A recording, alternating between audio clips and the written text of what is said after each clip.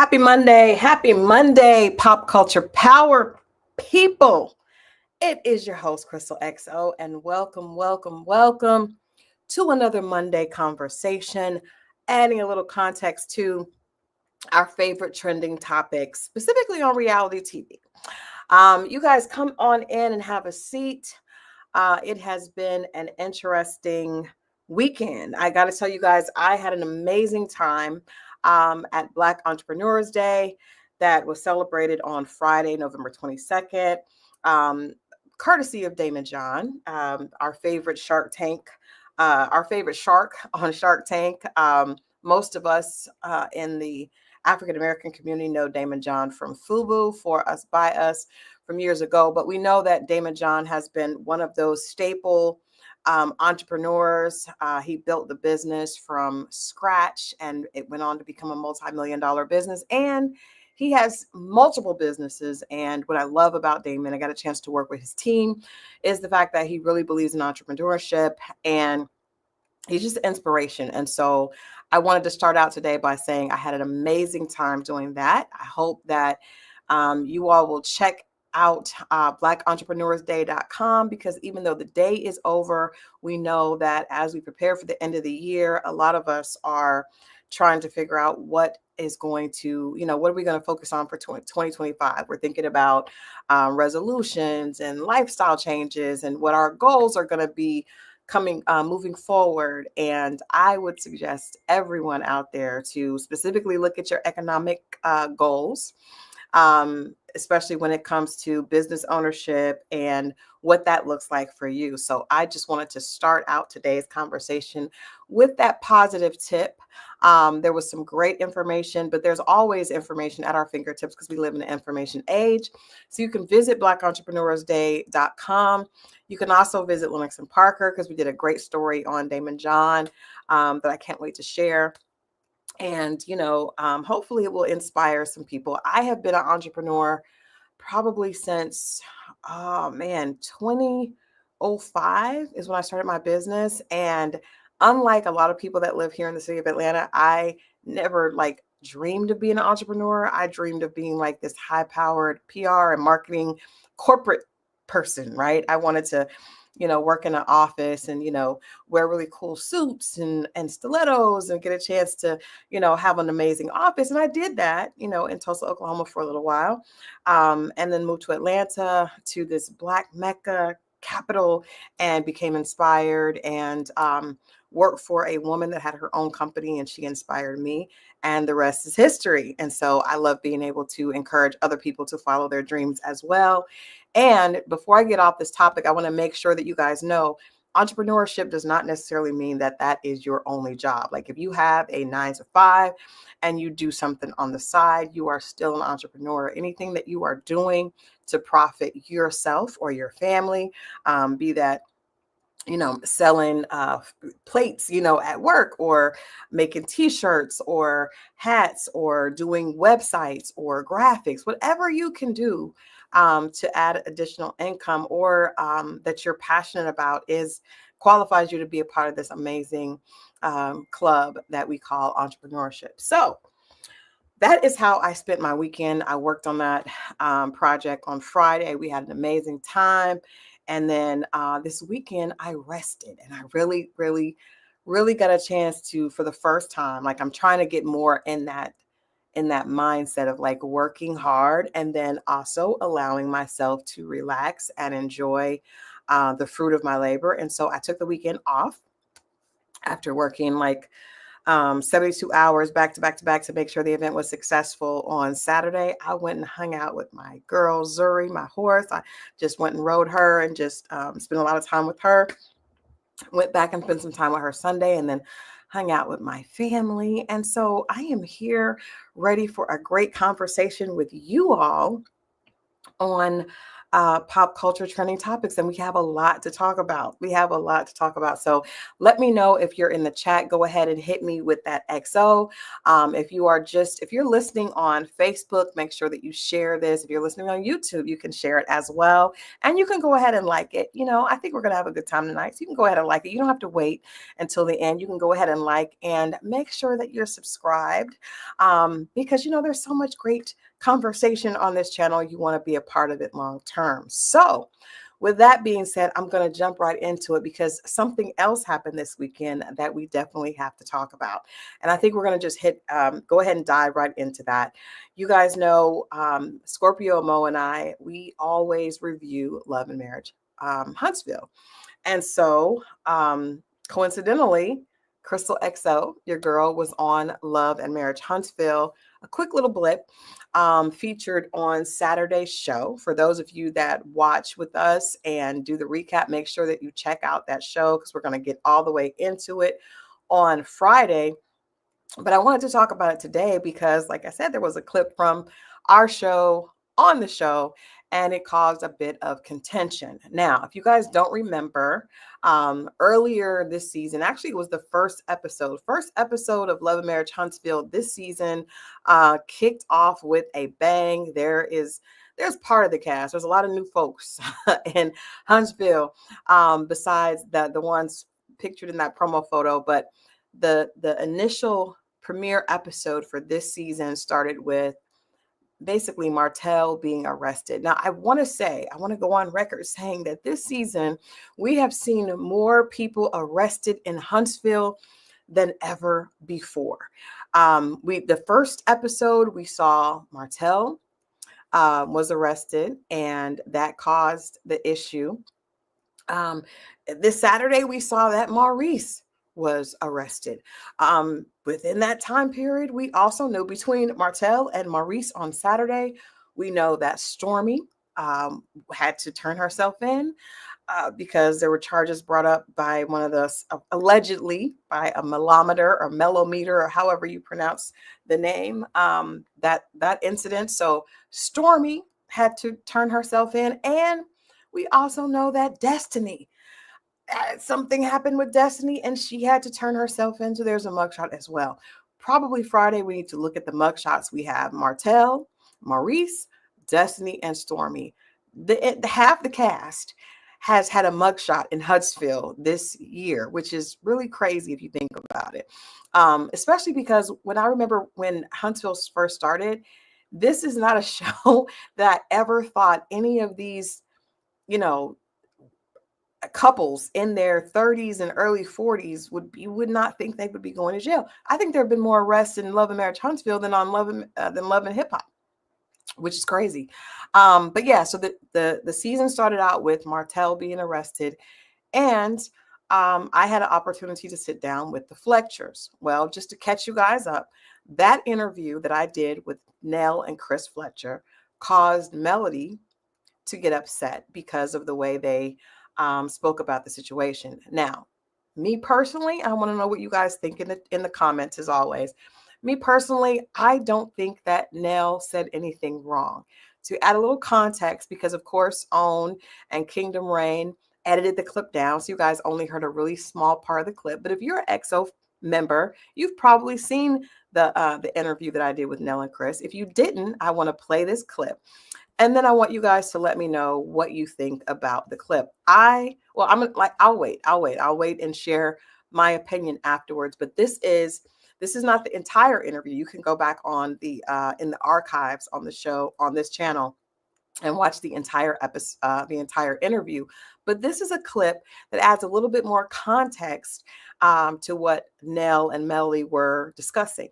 This is when I asked Nell how she felt seeing Martell be arrested, and at the time the children were with him, and him have to go to jail. I think his mother was able to come and get him, but this is Nell's comment, and we'll talk about it after the clip. About watching that right now, seeing that all come out. I mean, this is still a family unit. This is still, a former husband and wife with 4 children. And this, it's entertaining, but it's also really sad. What did you guys think of that first episode and kind of reliving this whole drama with Melody and Martell still at the focal point of the drama of the show? Well, it gets draining. It does when you're both of them family. I cannot even say friends. It's like family because I get mad at both of them. I like that about you. You hold both of them accountable. You don't favor Yeah, either. I get mad at both of them, and I won't talk. I get mad. I won't talk to them because they don't listen. She's hard headed too. She's just as hard headed as he is, unfortunately. Stubborn. At the time, I did not know to what extreme that what he had done. I didn't like the fact that he was arrested, but I did not have all the information. Neither. I clearly stated I had not spoken with Mel. I said I have not spoken with her. It's so much, so I did not know what exactly he was being arrested for. Right. All I knew was he had been arrested and allegedly he had the kids with him. And I didn't like that. Yeah. And I'm a person, I'm a mother. And it had nothing really to do with playing the black card. But I do have sons. And we have grandchildren. So any woman, would not like that. You put yourself in those shoes, but at the same time, they're not my shoes. Yeah. All right. So you heard what Nell had to say. I want to also make sure that I would be remiss if I did not add that when Chris had an opportunity to address the situation, he really held Martell accountable. If you guys remember, Melody had went to the police and shared that Martell had threatened in a text message to put out some video of the two of them while they were married. Now, everyone knows that is ridiculously disgusting. I said to them that was difficult to watch because I know that there's a saying that all's fair in love and war, but when you have children and you've been married to someone that was actually your wife, like you don't really get cool points for bragging about what you did in the bed with your wife. It's disgusting. But I also understand from being cheated on and being married myself, just because a person does something wrong to you does not mean that you haven't done anything wrong to them as well.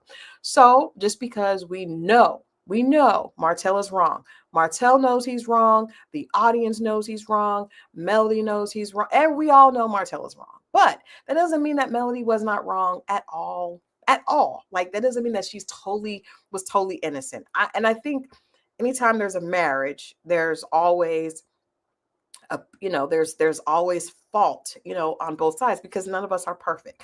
So I personally did not think that Nell said anything negative about Melody. I think that Melody is the type of friend that, wants you to have her back, whether she's 100% wrong or right. And she got really upset with Nell about that. Now we have to acknowledge that this could have been, we know Melody's executive producer of the show, and we know that the show, is successful because of tension and drama. So I don't know if Melody was really upset with that or if that was just a great storyline. So I can just speak to what we saw on the show. I didn't think that Nell said anything, horrible or mean. She said she got frustrated with both of them, and I'm sure she did. She never said that Martell was not wrong. In fact, Chris really held him accountable and said it was, Martell go Martell, and we all know that. If you've been watching the show since the first season, you know that. But what we do know is that the both of them, whenever there's an issue, and I'm not saying LC Charm said, but what wrong did Mel do in this situation? I don't necessarily think Nell was speaking specifically to that situation because if you heard, she said, she's stubborn. I get upset with both of them because they're stubborn. At that point, she could have been just talking about them co-parenting. It doesn't necessarily mean, I didn't take it to I didn't take it like Nell was saying in that particular situation with the videos and the revenge orn, that Melody did something wrong there, but I'm assuming that she meant in the entirety of the relationship with them talking. Now, Melody also took offense to Nell suggesting that she and Chris had mentored her and Martell. And the show, featured did a flashback and showed Melody and Martell sitting down with Nell and Chris and having a conversation about their past. Now, it's kind of interesting because with Nell and Chris being, older, I'm not going to say elders, but being older than Melody and Martell, and a little bit more experience, not necessarily just age, but they've been married for, over 20 years. So they've been married longer. So they've gone through things. And I don't think Nell meant that like, you look to me as a teacher, I'm your counselor. I think she just meant we've tried to help them in the relationship. Melody did not like that either. And she was like, I got a mama, I got church, and I got a therapist. I don't know. I think, on the show, we see that Melody really has attempted to distance herself from the rest of the cast. I don't think she considers them a safe place. I will say, as I said this past week, I did think it was kind of strange for Nell to go on and on about how attractive Martell was.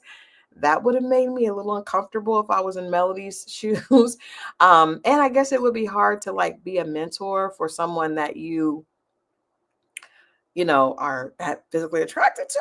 But, that's neither here nor there. But I agree, Nola, I believe they did speak to the Fletchers for help. And I think that we saw that in that clip. I think that Melody doesn't want to, I think she's, splitting hairs with the words. I think the word mentor made her upset.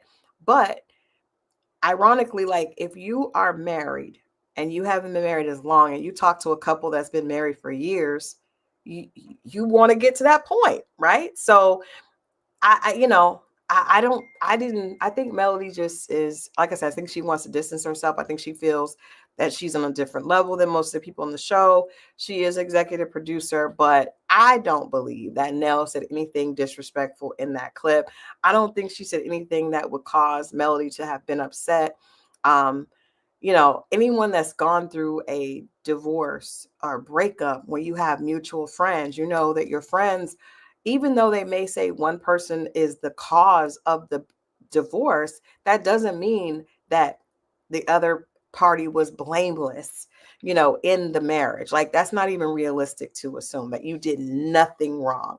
It just doesn't make sense. You know what I mean? And so, but I do think, last thing I'm going to say about this, I think that perhaps Melody hasn't got to the point where she's able to mature and realize, okay, there might have been things that I was not perfect in, but no, none of us are perfect.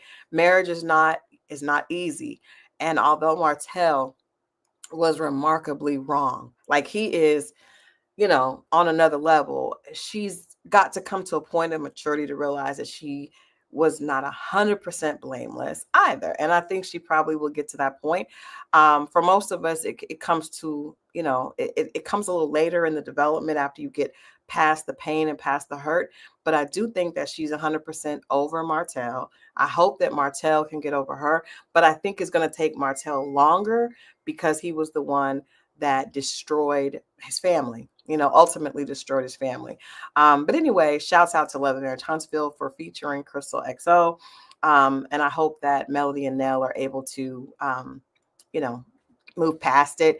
I really get the feeling that Nell is over everybody. Martell, Tisha, Kimmy, Nell, everybody. I think she's just over it. Like her response to Maurice being arrested, I was surprised that she was not very empathetic, and understandably so with a drunk driver situation. But that does, I mean, he's still a human. Everyone can make mistakes. But her saying that she doesn't want to be associated, it was just a little bit much. I felt like it was a little bit much. I think it's just a part of Melody distancing herself, and that's cool. I think that moving forward, it would probably make more sense if she was just a producer on the show, and maybe she's on to bigger and better things. I don't know. We'll see. But that is my wrap up of that. I was shocked when they asked me, was I comfortable with them using that clip, because I just didn't understand what from that clip could be considered, offensive. But, hey, okay, girl. Cool.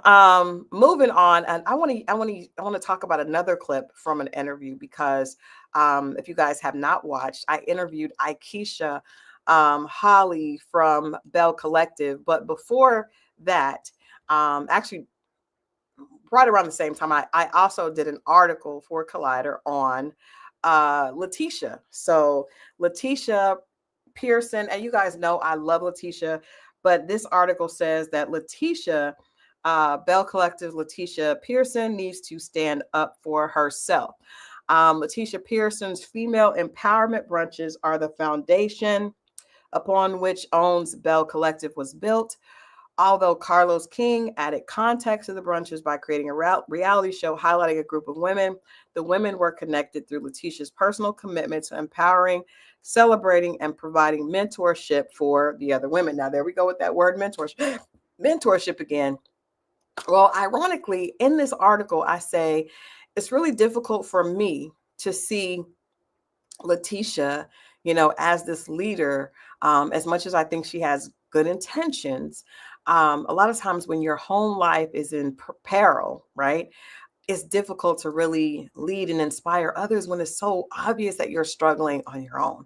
And I think seeing Letitia struggle through the situation in her marriage specifically is very difficult. And I think sometimes it causes her, because she's dealing with such a heavy situation, it causes her not to be able to lead, the other women in a way that would be like a role model, right? It's kind of hard to consider her a role model when you see her going through this stuff. And then you also see there's contention and things, amongst the ladies, because a lot of them know her situation.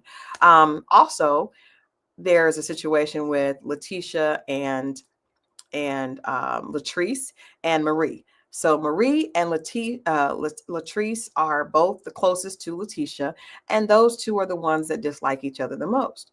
So earlier, actually last week, I interviewed Ikesha, and Ikesha had an interesting perspective on why she does not think Letitia is the best leader, and she's really not a fan of the empowerment brunches. Check out this clip, and then let's talk a little bit about it.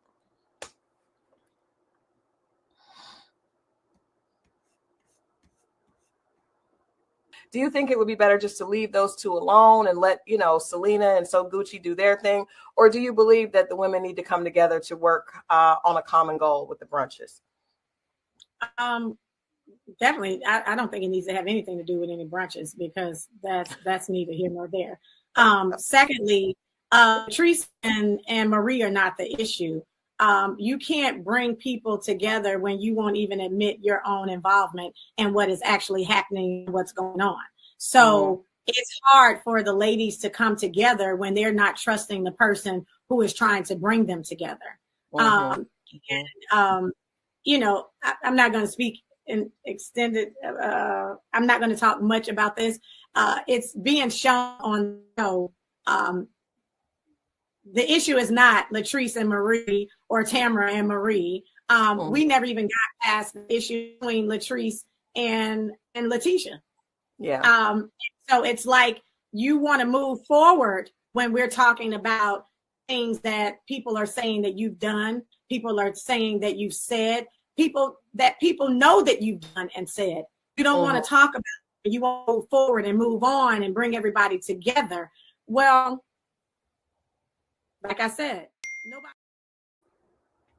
And there we go. So Ikesha has an interesting perspective. I think Ikesha has felt some kind of way since her plate was dirty.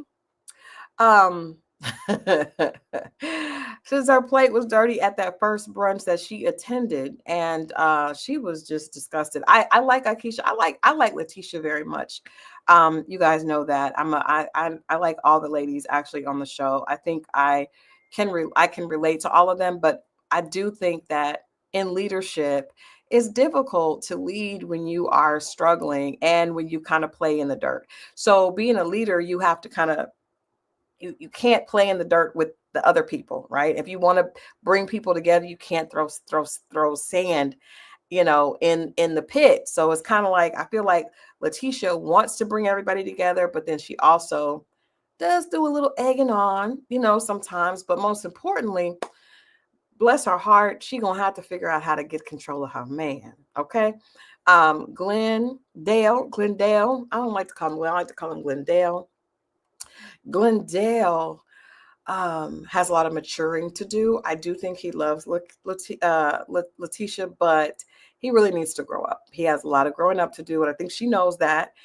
They've been together since they were high school sweethearts, and I think she loves him. But I think if she's matured, or she has aspirations past his. We see that in the last episode.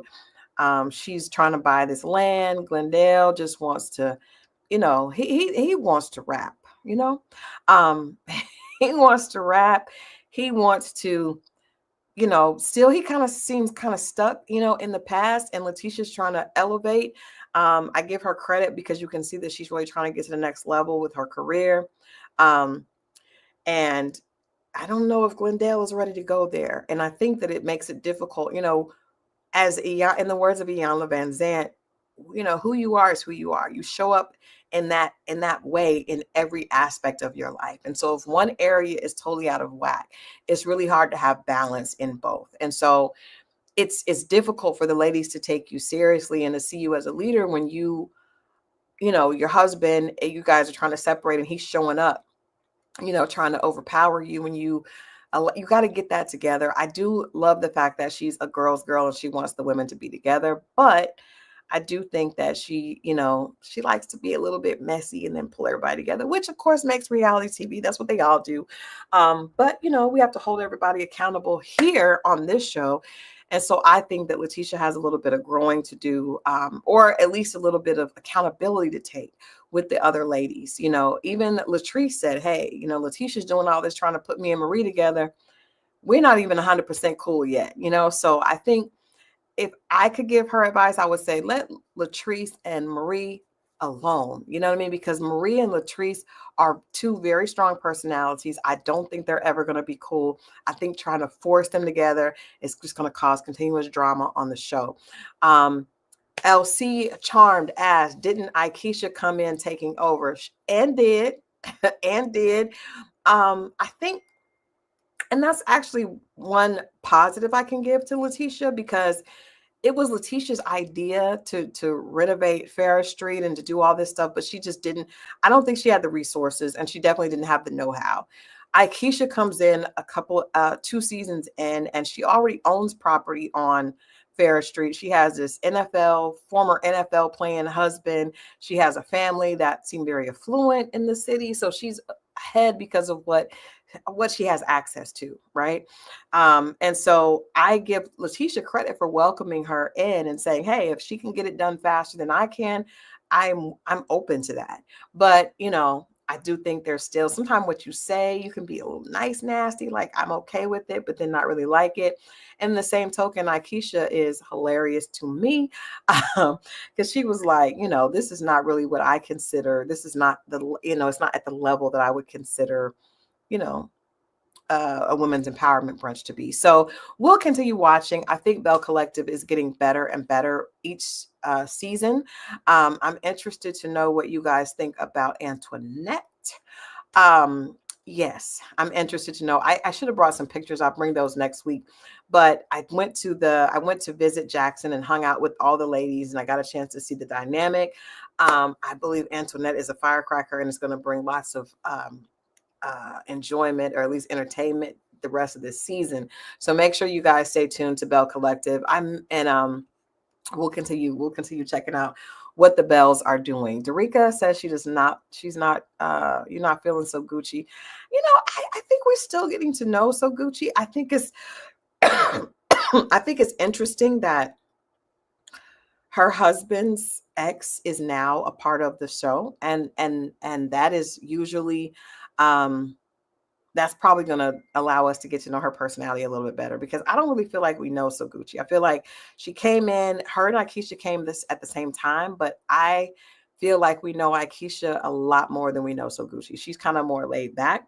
But I think the situation with Selena, you know, the very fabulous Selena, is going to allow us to get to know So Gucci a lot better and to really see what that personality is behind the working out and the gosh darn it husband. You know what I mean? So that is Belle Collective. That is Belle Collective. And if you didn't see that interview with Akeisha, is still on the site. You can go back in the archives and check that out. Let me know what you think about that interview. You know what? I thought I had brought this photo over. Oh, you know what? I did. I had to go back. Nell and Chris Fletcher. This is a picture of the three of us at the Polo Classic. Now, this is in October, probably a few weeks after the interview took place. I had a chance to meet them in person, because I didn't meet them when I was in Huntsville the last time at Stormy's party, but I did get a chance to to take a picture with them and to hug their neck in person. At that event, I told you guys I did see Ariane and Martell together, so not sure what's going on with that. I did not talk to them, but I did see them, and so they are obviously, you know, together in some way, either making public appearances or something. But it was an interesting event. But Nell looked beautiful and Chris looked very handsome. The two of them were very nice and very gracious. So I enjoyed getting a chance to meet them in person. Not that Dennis can sit herself down. You guys are hilarious. All right, next up tonight is, we're going to switch it back to to Real Housewives of Potomac. You guys know this child right here is off the chain. I don't know who watches Real Housewives of Potomac on this channel. I talk about it a little bit on Pop Culture Power, but I watch it. I write articles about it all the time. And I you know, at this point, Mia is out of control. It's foolishness and folly, as I like to say. It's foolishness and folly. And Mia doesn't fit this show at all. I think that with Mia, she is more suited to like a Love and Hip Hop, or maybe like a Bad Girls Club or something, but she doesn't really fit the aesthetic or the vibe or the energy of the Real Housewives franchise to me. Now you guys can, and if she did, it would not be Potomac. It may be like Atlanta. Like, she's off the chain. She may be more off the chain than even the ladies in Atlanta. Mia's wild. So you guys know 2 seasons ago, we're in season 9. 2 seasons ago, Mia announced, she lies. Like, in the words of Carlos King, Mia be lying. That's what he nicknamed her. And I agree 100% with Carlos in this situation. She lies consistently. So we saw that Mia, she was introduced a few seasons ago. She came on with this older gentleman that was 20 years her senior. And she insisted that she was in love with him, but she makes little tongue-in-cheek comments about, you know, it being for money and it being a great business. But she, you know, she goes back and forth. She's a waffler. She also suggested that she was this businesswoman and the CEO, because she came on the show and she really wanted women to know. She's on here with Wendy Osifo, who is like probably one of the most accomplished women on reality television. Kudos to Wendy. And then, you know, there's the Giselle that has this, you know, air of sophistication to an extent. I mean, these women are, you know, there's some trifling stuff, but it's just not at the level of triflicity that Mia is. Yes, I did make that word up. It's not the same level. Like, their trifling is just different. Mia just gutter with it, right? So she wanted to impress these women. So she's telling them that she's this big CEO. And she owns these joint chiropractic clinics. Now, I will say the joint chiropractic clinics are a great business. I actually have been I don't know if it's a patient or a client of them, because you basically pay like $40 a month, or at least that's what it was before. And you can go like once a week, which is a really great deal, right? And I had back problems from riding horses, so I went to joint chiropractic. But I just didn't feel like Mia was a real businesswoman. She acknowledged that she used to be an exotic dancer. There's nothing wrong with that. There's a lot of exotic dancers or strippers or whatever that are very astute businesswomen, but I just didn't peg Mia for that. I just don't feel it. I don't feel it. But hey, she suggested it. We saw her, cutting ribbons and all this kind of stuff on the show. However, there was an upset, and Gordon's family, who owned a lot of these clinics with them, all of a sudden ousted Mia and her much older husband, Gordon. And at that point, once the money was gone, Mia started to make her way out of the marriage. All of a sudden, the money was gone. She lied and said they were going to get the money back. Everything was going to be fine. The family was lying on them. They had no right to kick them out. When that didn't come true, then Mia started saying that Gordon had taken her through a lot and the marriage was no longer working. And he was just, he was so depressed and couldn't get over it. And it was too much for her. The next thing we know, Mia is running around with an ex with no money, a radio personality from Columbus, Georgia, that was her ex, called Ink, short for incognito. Very interesting. So Mia and Gordon are still married and they're separated and working on the divorce. And she's got this ex that is now her new love interest. She brought him on the show. And this season, Mia decides to share that he could be the father of her son. Foolishness and folly. Mia it don't even make sense. So my thing with this is why I said Mia needs to stop. Mia B. Line needs to stop. Like, it's cool when you are making you're talking about the relationship, because nobody believed that Mia was really, in love with Gordon. I didn't believe it. They were having threesomes with her friend. I just, we know that it was about the money, right? But when you involve your son and say that this could be his father, like playing with the paternity is just, it's lowbrow. It's just extremely lowbrow. I don't like it. I just don't like it. I feel like it doesn't belong on Real Housewives of Potomac. It really would be better suited for like I said, like a Bad Girls Club, or like anytime you are playing with your child, like your real son, like that's just, I don't think you get any lower than that. And I think the way Mia lies, like we know that she was lying about, oh, I just like to take showers with my friends. No grown women are showering together unless they are, bisexual, right? You're not just gonna take off your clothes and get into the shower with another woman unless you are doing something with her. So doing all that stuff and trying to be cheeky with it it keeps her on television. It's kept her on television. It's kept her interesting, I guess, to an extent. But at this point, I think people are just like, girl, it's too much. Like, now you're playing around with the paternity of your son. You got this old man in the house with this new young man, and the young man ain't got no money, and he's folding the drawers of the older. It's just bizarre. It's bizarre. And it just don't feel like Potomac. It feels more like, I don't know, someplace else. Because Potomac now, and the other ladies have some trifling stories as well. And I saw someone said that, they didn't think Giselle was sophisticated. Compared to the girls on a Bad Girls Club, I do think so. But Giselle used to be a first lady. Giselle, you know what I mean? I'm not saying that she's perfect. I'm not saying that she don't do trifling stuff, because we know she does. But nobody on that show goes to the level of Mia. No one. Even Ashley, who also was married to a much older man for a check, it's just a certain way that you do things. It's a certain protocol, a certain way to carry oneself. And Mia just don't fit. Mia does not fit. I want them to let her go. And the fact that she lies, and the lies don't even make sense. Like, you say that you and Gordon and your best friend took a shower together, but you can't remember if you guys were intimate. Girl,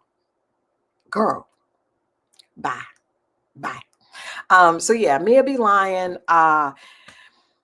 Hey, the outfits and the looks are extreme.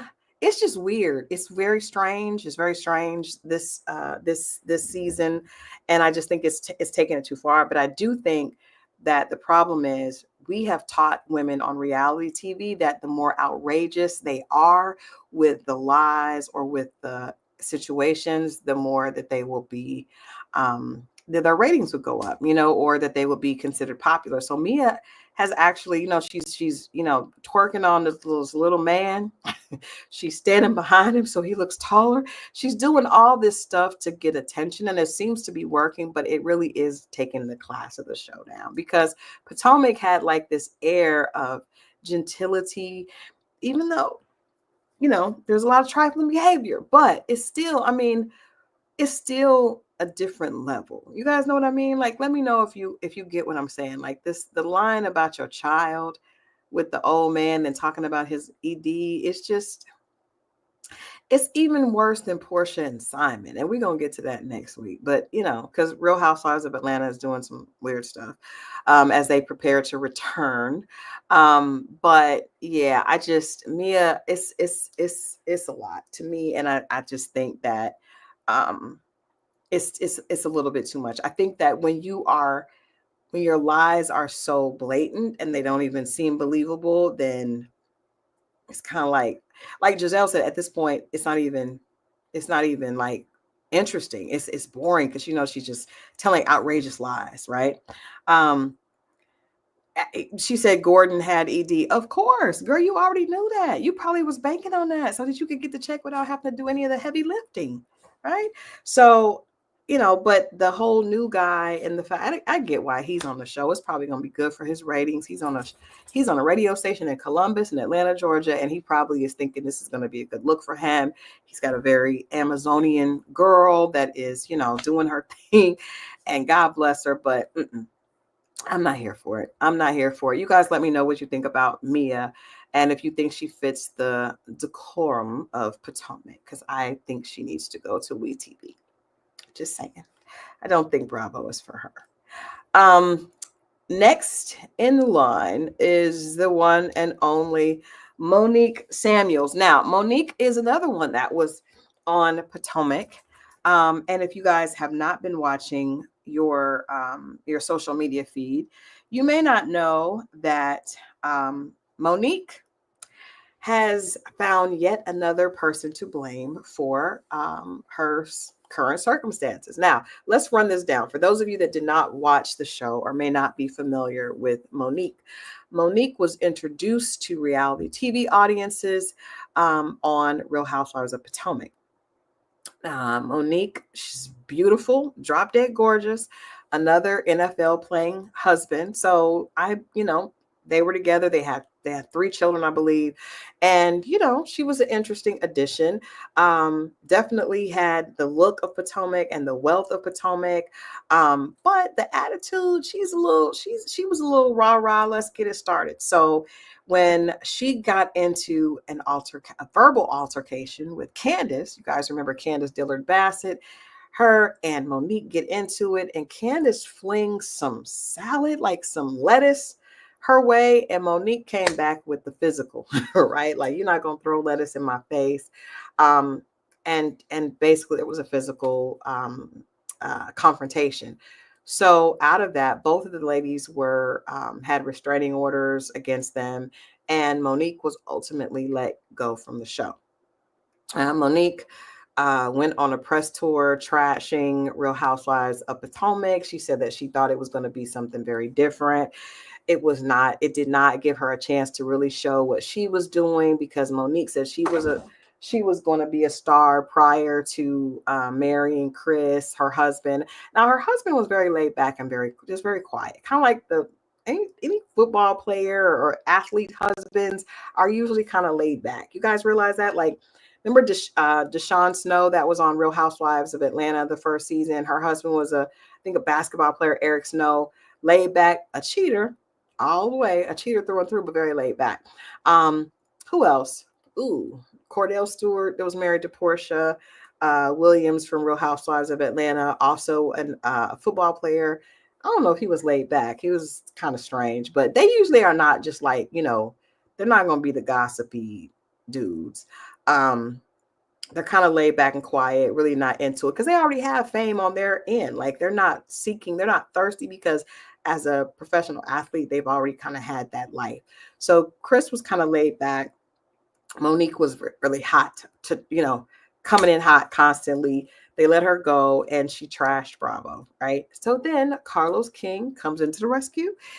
Carlos comes in to save her, and he offers her the opportunity not just to be back on reality TV, but also to have her be the principal character of her own series. So Love and Marriage Huntsville was doing really well with Melody and Martell as the principal. Really, Melody as the principal. After a while, Martell fumbled the bag. So Carlos said, "Hey, Monique is a beautiful girl. She's obviously very social. I can make her the Melody of Love and Marriage DC." And so he started a franchise in DC around Monique. That premiered, and within that season, Monique looked even more confrontational. Like on Real Housewives of Potomac, she was confrontational with the ladies. On Love and Marriage DC, she was confrontational with her man. Like every single episode was her going off on him and him kind of like trying to placate her. It was a lot, right? That season, people really started saying, well, maybe it wasn't necessarily Candace. Maybe we thought it was both of them. Maybe it really was Monique. Monique did some press. Her and Melody were the guests on Carlos's first television, his late night talk show. He had his prize girls there, his DC beauty, his Huntsville beauty, and everything was good until the end of the season. And then Monique revealed that she did not like the way she was portrayed, and they agreed to part ways. Now, that was 2 years ago. Monique went on to do radio, right? She decided to be a radio disc jockey. She still wanted to be in the spotlight. And after that season, we heard that her and Chris were separated. Now, they were separated. She comes on, her and Chris come on social media and they say they're separated, but they're not getting divorced. All these rumors are going around. They're still together. They're just working things out. You guys know you can smell BS, right? So I smelled BS, but I was like, the way she was talking to him on that show, I just can't believe that there's no real issues. And it's only so many times you can talk crazy to a man that has a lot of other options before he don't start to be like, I'm gonna move around. She was talking crazy to him, like crazy consistently. Anyway, less than 6 months later, we hear, oh, they're not just separated, they really are divorcing. And it is what it is. So Monique and Chris divorce. And then a little while later, she leaves the radio station. The radio station is wrong too. And she's out of there, right? So now she's not on TV, she's not on radio. And about a week and a half ago, she just did a podcast interview where she said that not only is she not on radio, she's not on TV, but she accused Carlos of being even worse than Andy Cohen and Bravo. She said Carlos played the race card and tried to make her feel comfortable coming to Love and Marriage DC because he was like, oh, this is us. We'll be taken care of. And she feels like he played her and took advantage of her worse than Bravo.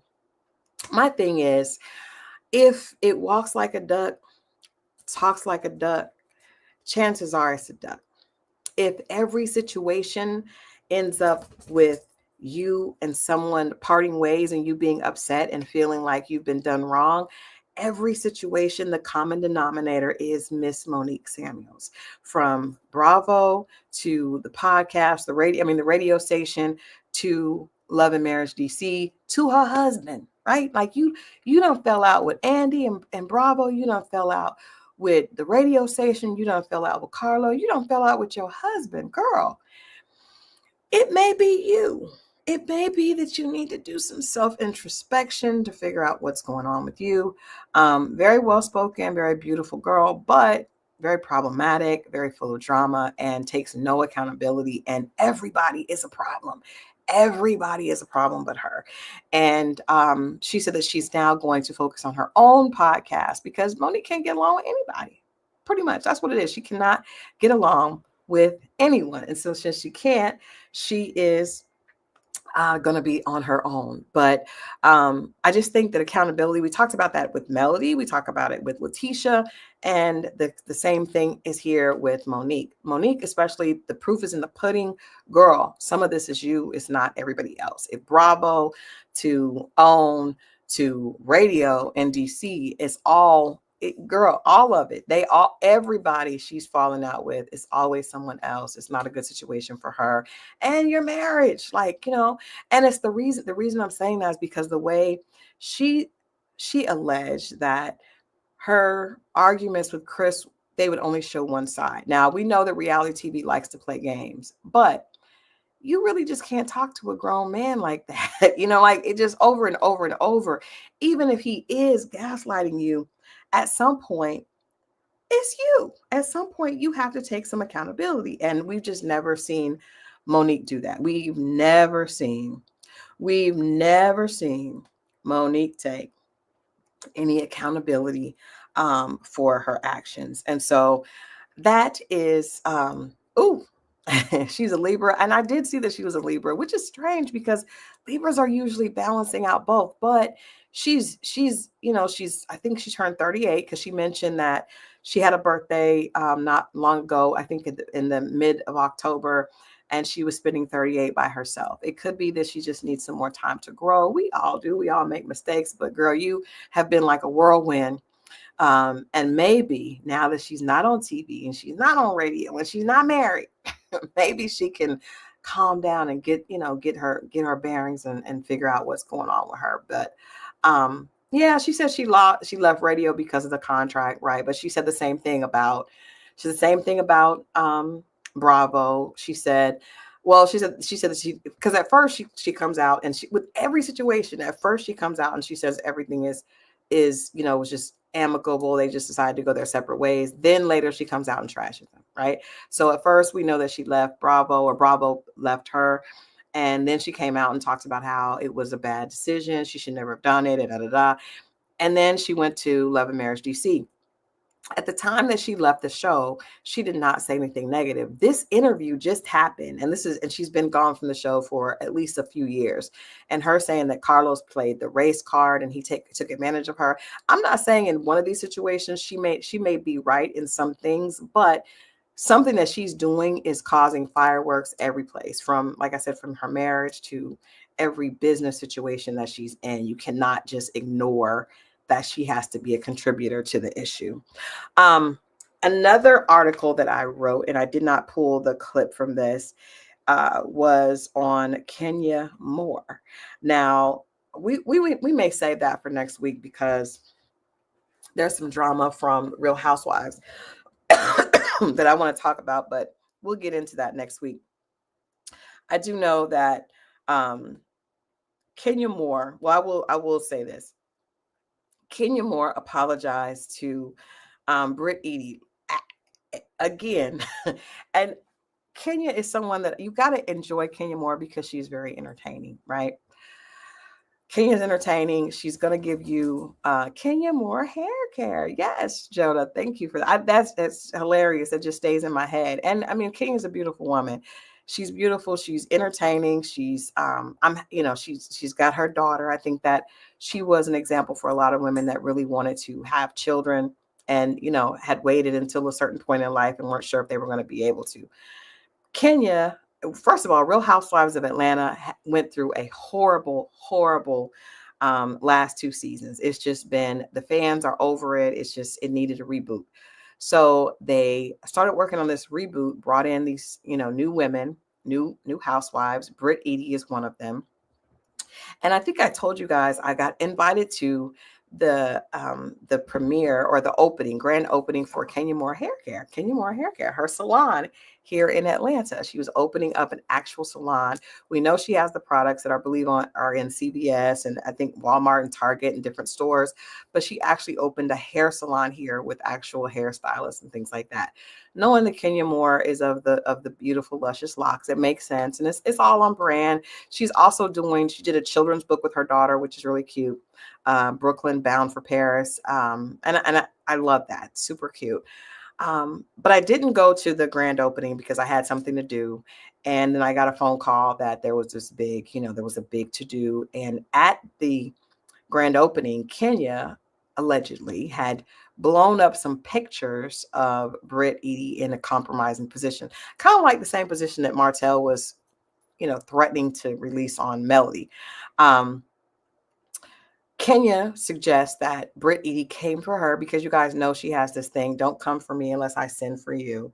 I guess Britt, Kenya also is like a little bit of a bully, like the OG chick that like has all the popularity, and she sees the new chick and she's gonna like try to haze you, right? So Kenya was probably trying to haze Britt.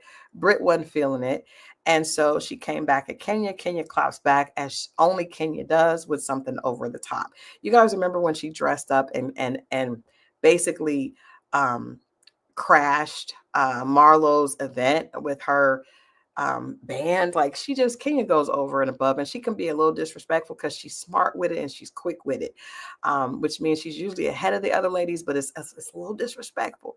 And most people can't handle it. You remember Portia actually attacked her, which got her off the show for a couple of seasons because Kenya she quick with the mouth.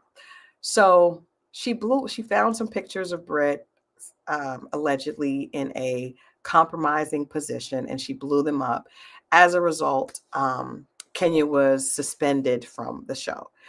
All this has been allegedly, rumors have been swirling around, but we know that Kenya was not filming with them. Kenya goes on Tamron Hall, and finally, again, this is like almost a year later, says that she probably took it too far, and she apologizes to Britt. She also says that she's very good friends with Andy, and he calls and talks and checks on her, and Bravo is her family. And to me, my publicist's brain is just like, Kenya's doing all this because she's trying to make it right so she can come back next season. Bravo is the network probably does not want to get rid of her, and probably has told her she needed to do this in order to come back on the show. She also said that she still gets a check. So we know that she is in some scenes from the upcoming season, but then she's not. And she's still on the payroll. She's not X'd.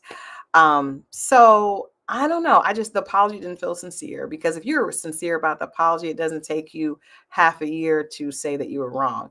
You say that initially. I'm team twirl as well, Nola, but she know that apology is not, she could have kept that apology and just kept it where it was, but she probably did it because Kenya is a bottom line girl, and she's always going to get her coins, and she's going to make sure she takes care of Brooklyn.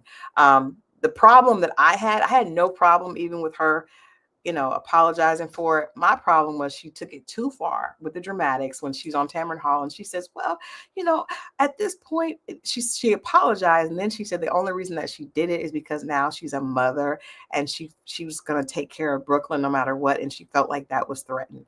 Girl, Brooklyn didn't have nothing to do with that. That was you. And don't use the baby. Don't use the baby as an excuse as to why you did what you did. You did it because you wanted to get one up on her, which you did, but you took it too far. It's a different time, right? If she did that years ago, it probably wouldn't have been a big deal. In today's landscape where, everything is so sensitive, people really, really, really wasn't feeling it. But I don't think that was honest, Nola. I don't think that had anything to do with Brooklyn. I think Kenya's a better actress than we would have known from her portrayal in Toi. That was a much better acting job with her on Tamron Hall, talking about how she was so worried about it affecting Brooklyn. I'm like, girl. But yeah, Bravo told her she needed to do that, or she's trying to make sure she secures that place, that peach for the upcoming season. And that's why she decided to, come out and apologize and say that she took it too far. She shouldn't have escalated it to that level. And yes, she does need the check to take care of Brooklyn, but she also knows that she did that. So just take it. And that really why she did it wasn't because of Brooklyn at the time. She escalated it because she's trying to get the best of Britt, which she did for a second, but then it backfired. Now, if she lost her job, it would affect her daughter. But Britt, whatever Britt was doing to her and threatening her, it didn't have anything to do with that baby. Because, you know, like, that's not that. Even though I think that there are some low moments on Real Housewives of Atlanta, I don't think anyone's threatening anyone's child. Like, it's just Kenya being dramatic. But Kenya also knows how to stay, you know, she knows how to bring the drama. She knows how to entertain. She knows how to put herself in a position to where she's going to get the coins, you know, and keep her position and yet keep her her brand on point. And so I respect that, but girl, you took it too far with the tears about Brooklyn. Just one step too far. And I don't believe the apology. The apology was fake. But you know, hey, if it gets you back on Real Housewives next season, then kudos. And I do think that they do need Kenya. You cannot lose all the OGs from Housewives and the show still be, you know, connect with the fans. You can't lose Candy and Kenya. Come on now. I mean, and Sheree, like Sheree and Candy and Kenya. Come on now. No, not with these new women. It's going to take a while for new women to really gel with the audience. I understand they bring a Portia back, and Portia got a lot going on. We're definitely going to be talking about Portia a lot, but you cannot lose all those OGs and the show still connect. Like, it just will feel too much like a new franchise. Nene, Candy, Sheree, Kim, you have none of the OGs. You know, all you have is Portia, who really isn't an OG. And Cynthia, who's a friend of the show, it's not feeling right to me. And Drew, and I'm not even gonna say nothing about Phaedra. Y'all know how I feel about that. So in any case, those are my topics for Pop Culture Power for today. What's up, Scorpio Mo in the building? You guys know this is Thanksgiving. I hope that everybody is preparing to enjoy, not necessarily enjoy you know, the hype of it, but just really enjoy friends and family, really get some time to reflect on what you are grateful for in your life. I'm gonna tell you guys, I had a hard day today.